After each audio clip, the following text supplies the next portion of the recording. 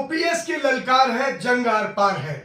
ये जंग है, ये युद्ध है, ये न्याय युद्ध, ये धर्म युद्ध है, ये ललकार है, यलगार है और भोपाल तैयार है। तैयार है एक नई करवट लेने को, तैयार है एक नया इतिहास रचने को। इतिहास क्या होगा ये बताने के लिए मेरे साथ हैं राष्ट्रीय अध्यक्ष एनएमओपीएस सत्येंद्र तिवारी साहब और राष्ट्रीय महिला अध्यक्ष ललिता अध्यापक जी। भोपाल की इस जमीन पर दिल्ली की एक धाकड़ महिला नेता और पूरे देश में एनएमओपीएस की जंग लड़ने वाले, ओपीएस की बहाली का बिगुल बजाने वाले सत्येंद्र तिवारी एक साथ दोनों मंच पे। ये अद्भुत संयोग है कि नारी शक्ति का प्रतीक और ओपीएस की हुंकार एक साथ है। तिवारी जी आपका स्वागत है। सबसे पहला सवाल, कल का उद्देश्य क्या है? कल आप एक शंखनाद करने जा रहे हैं, प्रेस कॉन्फ्रेंस, ललिता अध्यापक और आप दोनों राष्ट्रीय अध्यक्ष एक साथ मिलकर जा रहे हैं। क्या है मुद्दा, क्या है विषय? New movement for old pension संघ पुरानी पेंशन व्यवस्था बहाली लक्ष्य के लिए कृत संकल्पित जिस मिशन को लेकर चल रहा है, तो हम लोगों ने मध्य प्रदेश में हमारी राष्ट्रीय अध्यक्ष महोदया ललिता अध्यापक जी को हम लोगों ने मध्य प्रदेश में आमंत्रित किया है। मैं मध्य प्रदेश के साथियों और राष्ट्र के समस्त एनपीएस साथियों की तरफ से मैं भारत के हृदय स्थल मध्य प्रदेश में आपका हार्दिक वंदन अभिनंदन करता हूं और आपका बहुत बहुत शुक्रगुजार हूं कि आप दिल्ली से समय लेकर के और मध्य प्रदेश आई। देखिए, अब ज़्यादा बताने की आवश्यकता नहीं है, आप मीडिया साथी हैं, आप सबको पता है कि पेंशन आंदोलन आज पूरे देश में बड़े ज़ोर शोर से है। विपक्ष का भी मुद्दा बना हुआ है, सभी दलों, जितने भी विपक्ष में दल बैठे हुए हैं, सबका मुद्दा है। एक तरफ सत्ताधारी दल है, एक तरफ संपूर्ण विपक्ष है। मैं किसी एक दल की बात नहीं करूँगा, सब पर कहीं न कहीं किसी मंच के माध्यम से विधानसभा पे, अपने आर्टिकल में, विज्ञापन में, विज्ञप्ति में, जो भी हो, पेंशन बहाली की बात करते हैं, क्योंकि एक वोट बैंक कर्मचारियों का जो वोट बैंक दिख रहा है। यदि बीजेपी की अपन बात करें, क्योंकि देखिए राष्ट्रीय मुद्दा है, कोई भी राज्य स्वतंत्र, यदि बीजेपी शासित राज्य है, वो मोदी जी का ही चेहरा देख रहा है, क्योंकि वो अपने से निर्णय करने के उन पे ऐसा नहीं है वो निर्णय कर लेंगे। हम लोगों ने एनपीएस से आज़ादी की बात करी थी, आ गया यूपीएस, क्योंकि नाम बदलना कहाँ तक उचित है? ये आप क्यों बदल रहे हैं? मॉडिफाइड कर रहे हैं उसी को, उसी माल वही है, उसी का आप कवर करके दूसरा ब्रांडिंग लगा रहे हैं। एनपीएस को थोड़ा बहुत मॉडिफाइड करके, क्योंकि इलाहाबाद को प्रयागराज बना मान लीजिए एग्जाम्पल वही दे रहे हैं। कोई भी जैसे कोई व्यापारी हो, कुछ भी हो, तो आप उसी चीज को अंदर माल वही डाल दें और बाहर से थोड़ी मॉडिफाइड कर दें, कुछ और उसकी विशेषता अतिरिक्त कर दें, क्योंकि कर्मचारी सिर्फ ओपीएस ही मांग रहा है। तो ओपीएस से कम कुछ मंजूर नहीं है, कुछ मंजूर नहीं, क्योंकि लड़ाई ही वो वही है। हम उसी के लिए तो खड़े हुए हैं। आज देश के एनपीएस अधिकारी कर्मचारियों को हम क्या जवाब देंगे, क्योंकि हम उन्हीं की सहायता से ही संगठन को खड़ा किया। आपके पास अगला सवाल लेके आता हूं। अब मैं बीच मुद्दे पर ललिता अध्यापक जी को भी लेके आता हूं। कहते हैं देश का दिल दिल्ली है और जब धड़कन धड़कती है तो शरीर चलता है। देश के बाकी राज्य तो इस धड़कन और दिल के सहारे हैं। अब देश के दिल दिल्ली से आई हैं ललिता अध्यापक जी। भोपाल ये हृदय स्थली कही जाती है, जैसा तिवारी जी ने कहा, और आपका जो शानदार स्वागत इन जाबाज साथियों ने किया है, इन भाइयों ने किया है, वो अपने आप में तस्वीरें गवाह है कि ऐसा ऐतिहासिक स्वागत किसी नारी शक्ति का, और खासकर विजयदशमी के दिन अभी 9 देवियों की पूजा करके, शक्ति की उपासना करके लोग आए हैं। देश का दिल दिल्ली क्या संदेश देता हो? देखिए, सर्वप्रथम इंडियन पब्लिक सर्विस एम्प्लॉय जो हमारा चैनल है उसका मैं धन्यवाद करती हूँ कि हम सरकारी कर्मचारियों की आवाज़ को आप पूरे देश में लेकर जा रहे हैं। साथ ही दिल्ली से ये एक नारा उठा है कि ओपीएस की ललकार है, जंग आर पार है।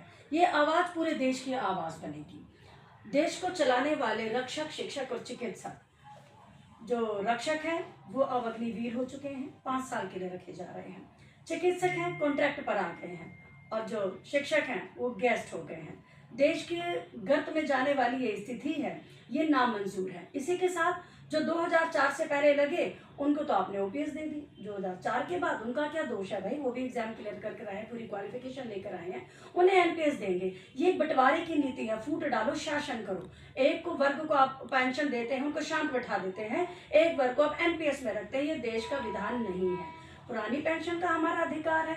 अरे अंग्रेजों ने भी हम सरकारी कर्मचारियों को पेंशन दी है, तो क्या हम अपने ही देश में याचक की तरह रहेंगे? नेता लेंगे 6, 7, 8 पेंशन किस हक अधिकार से?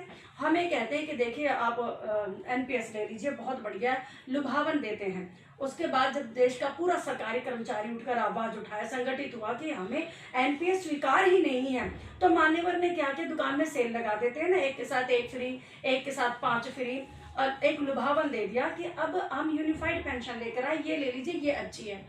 आप एग्जाम्पल क्यों नहीं खड़ा करते?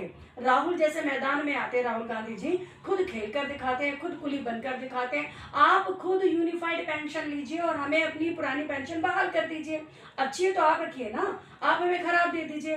तो ये नेता ऐसा नहीं होता है। नेता की पद्धति होती है कि वो संघर्ष करे, वो आगे बढ़े और अपनी प्रजा को सुख दे।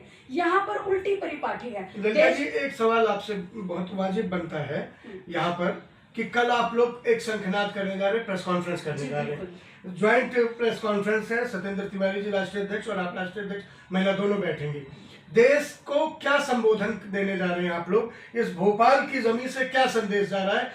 आपके जवाब के बाद यही सवाल सत्येंद्र जी से। देखिए, संगठित होने की आवश्यकता है, एकता दिखाने की आवश्यकता है, सबको एकजुट होकर एक मंच पर, जैसे मैं देख रही हूँ इंडियन पब्लिक चैनल है, हम पूरा भारत का सरकारी कर्मचारी सत्येंद्र जी के नेतृत्व में मध्य प्रदेश, कहते हैं एमपी गजब है, तो सच में एमपी गजब है कि दिल्ली वाले चलकर यहाँ पर आए हैं। अब दिल्ली और मध्य प्रदेश के साथ में हम बाकी राज्यों को भी मिलाएंगे और पुरानी पेंशन बहाल करेंगे। एक हमारी जो खासियत है, जो हम बात कर रहे हैं अपने संघ की, तो उसमें मेरे संघ में सभी सरकारी कर्मचारी वो हैं जिन्हें पेंशन नहीं मिल रही है। मैं देख रही हूँ कई और भी गुट बने हुए हैं जो खुद तो पेंशन ले रहे हैं और वो कह रहे हैं कि हम एनपीएस वालों की लड़ाई लड़ रहे, बड़ा नेता बनने का शौक है। उन्हें चेतावनी देती हूँ कि ये एनपीएस वाले उन्हें माफ नहीं करेंगे। और मैं एनपीएस वालों से भी कहती हूँ, अभी आपकी आवाज नहीं उठेगी तो भावी पीढ़ी आपसे पूछेगी, और चुप रहने वाले भी गुनाहगार कहलाएंगे, चुप रहने वाले भी गुनाहगार कहलाएंगे जब वक्त के तराजू में तोले जाएंगे, जब वक्त के तराजू में तोले जाएंगे। तो अब वक्त है बोलने का, उठने का और हथियार उठाने का। अपनी कलम को उठाएंगे, सोशल मीडिया पर जाएंगे, लोगों से मिलेंगे, धरने धरेंगे, रैलीज करेंगे और अखिलेश जी के द्वार पे भी जाएंगे, साइकिल रैली करेंगे, उनसे साइकिल पर संदेश लेकर जाएंगे कि पुरानी पेंशन बहाल की जाए। जो भावी नए नेता हैं हम उनके पास जाएंगे, हो सकता है वो हमारी आवाज सुने। और मैं देख रही हूँ कि कई राज्यों में पुरानी पेंशन बहाल की गई है। ये भारत की स्थिति है। केरल में कभी पेंशन बंद ही नहीं हुई, हिमाचल में पेंशन दे दी गई है, पंजाब में वादा कर दिया गया है, और हमें मालूम है यदि हरियाणा में कांग्रेस सरकार आती तो जरूर वो पेंशन बहाल हो जाती। यही बात कल ललिता जी ने बहुत स्पष्ट कहा कि एनपीएस एक वो लड़ाई है, वो कर्मचारी हैं जिनके हिस्से में बुढ़ापे की पेंशन नहीं है, लेकिन ठेकेदारी उन्होंने ले रखी है जो पहले ही पेंशन खा रहे हैं। ऐसे नेता जिनका पेट भरा हुआ है, इन नेताओं में जो मजदूरों की, कर्मचारियों की हमारी लड़ाई लड़ रहे हैं और जो संसद में बैठे नेता हैं, कोई अंतर है क्या? कोई अंतर नहीं। देखिए, कर्मचारी यूनियन में भी ऐसे नेता बैठे हुए हैं जो स्वयं लाभ तो ले रहे हैं, ओपीएस के ही ले रहे हैं।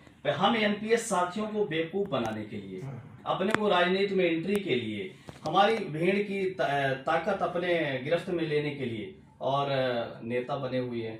स्वाभाविक है, जिसके चोट नहीं है वो दर्द कैसे महसूस करेंगे? ये आप भी समझ रहे हैं, पूरा देश का एनपीएस कर्मचारी भी समझ रहा है। मुझे चोट लगी होगी तो दर्द तो मैं जानूंगा। जिसके घर में भरा हुआ है, सब कुछ उपलब्ध है, वो गरीबी क्या जानेगा?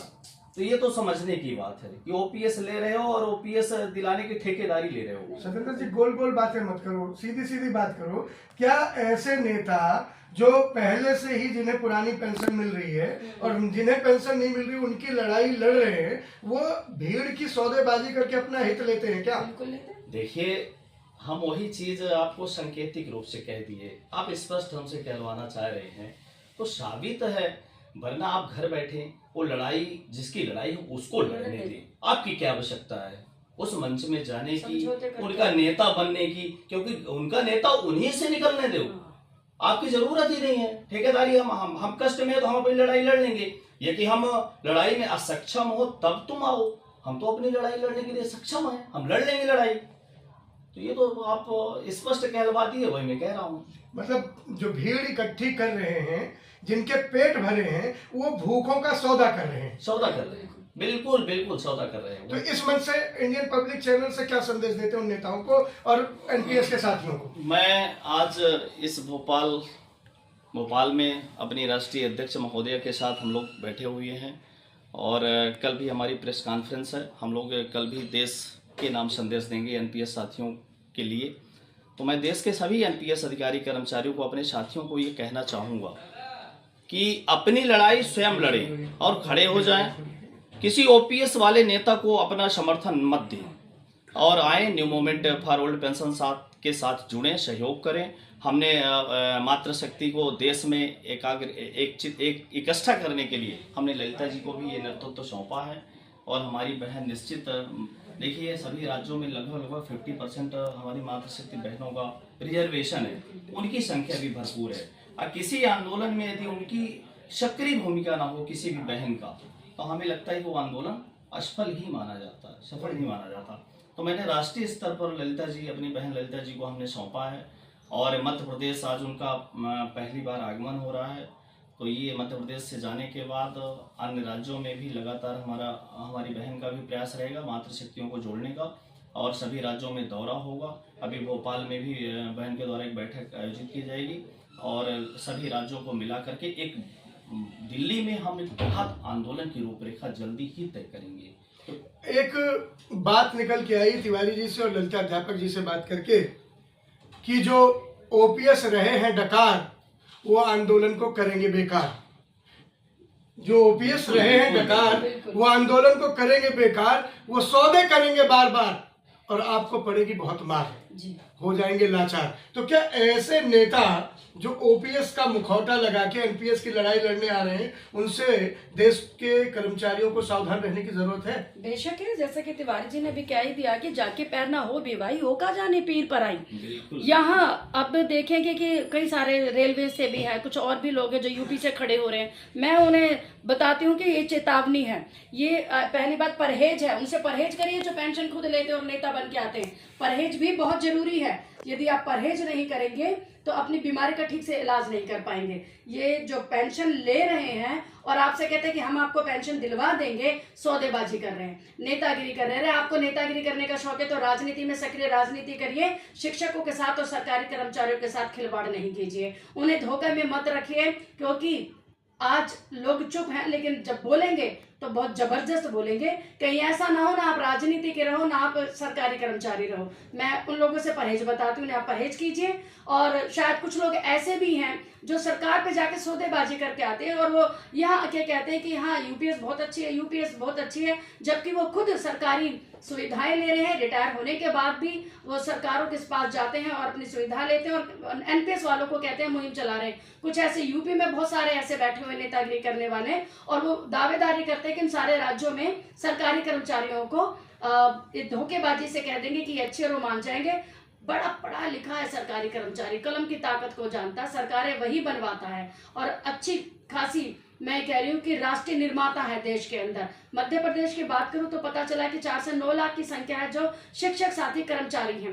मेरे दिल्ली की मैं बात करूँ, जीएसटी की मैं बात करूँ, स्कूलों की 60,000 सरकारी कर्मचारी हैं। कोई उन्हें बेवकूफ बना नहीं सकता। हाँ, वो इंतजार में है कोई ऐसा व्यक्ति निकल कर आए जिसकी खुद एनपीएस हो और जो खरा एक व्यक्ति हो। तो अब उठी है दिल्ली और उठा है मध्य प्रदेश और साथ में चल रहे हैं एनपीएस वाले। और सभी एनपीएस वालों से अपील करती हूँ कि नक्कालों से सावधान रहिए, परहेज कीजिए। ऐसा ना हो कहीं आपकी ओपीएस लेके उड़ जाएं, आप एनपीएस में रह जाएं और वह सत्ताधारी हो जाए। बड़ी स्पष्ट तौर पर 2 बातें सामने आई जब राष्ट्रीय अध्यक्ष सत्येंद्र तिवारी जी बैठे हैं और राष्ट्रीय महिला अध्यक्ष ललिता अध्यापक जी बैठी हैं। ये एनपीएस की लड़ाई है। कहते ना कि मेरे अंगने में तुम्हारा क्या काम है। ओपीएस वाले दूर रहें, एनपीएस वाले अपनी लड़ाई लड़ने में सबल हैं, सक्षम हैं, ताकतवर हैं और ये एल्गार के साथ कह रहे हैं कि ओपीएस ललकार है, जंगार पार है। बहुत बहुत धन्यवाद। देखते रहिए इंडियन पब्लिक चैनल। ये लड़ाई ओपीएस की है।